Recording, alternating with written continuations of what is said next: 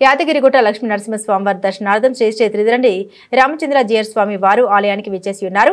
ఆలయ సంప్రదాయం ప్రకారం వారికి కార్యనిర్వహణాధికారి శ్రీ వెంకట్రావు ఐఏఎస్ గారి ఆధ్వర్యంలో పూర్ణకుంభం స్వాగతం పలికిన ఆలయ ప్రధాన అర్చకులు అర్చక బృందం అంతరాలయంలో శ్రీ స్వామివారిని దర్శించుకుని ప్రత్యేక పూజలు నిర్వహించారు. వేద పారాయణం చేసిన వేద పండితులు చాతుర్మాస దీక్ష ప్రారంభ మాసంలో శ్రీ స్వామివారిని దర్శించుకుని ధన్యులమైనట్లుగా పేర్కొన్నారు.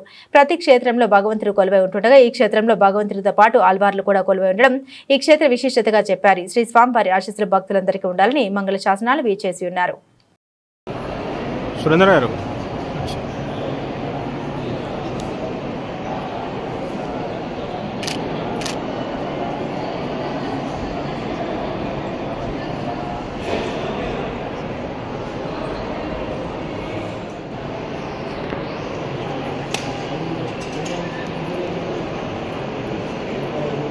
యాదాద్రి కూడా చాలా అద్భుతమైనటువంటి ప్రభావం కలిగినటువంటిది.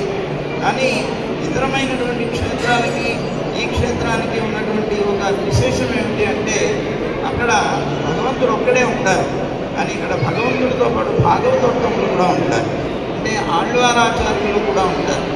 అలాంటి భగవంతుడు భాగవతులు కలిసి ఉన్నటువంటి చోటు ఈ చోటు చాలా అద్భుతమైనటువంటి ప్రభావం కలిగింది. అలాంటి స్థానాన్ని సేవించుకోవడం మా అనేక పరమాత్మ యొక్క పరిపూర్ణమైనటువంటి కటాక్షానికి ఇది నిదర్శనమని మేము భావన చేస్తున్నాం. దర్శనం చేసుకోవడం మా భాగ్యంగా మేము భావన చేస్తున్నాం. చాలా అద్భుతమైనటువంటి స్వామి. లోకంలో భగవంతుని యొక్క అవతారాలు ఎన్నో ఉన్నప్పటికీ కూడా ఏ సంప్రదాయానికైనా సరే చాలా ప్రియమైనటువంటి దైవంగా నరసింహస్వామి చెప్పబడతారు. అన్ని సంప్రదాయాల వారు భగవంతుడు సాకారుడు అన్నవారు కానీ నిరాకారుడు అన్నవారు కానీ ఎవరైనప్పటికీ కూడా నరసింహస్వామి విషయంలో చాలా గొప్ప ఈడుపడ్డారు.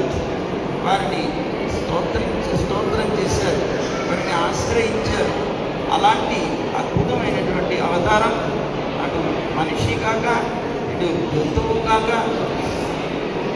జీవజాతిలో శ్రేష్టమైనటువంటి వాడు మానవుడైతే జంతు జాతిలో శ్రేష్టమైనటువంటిది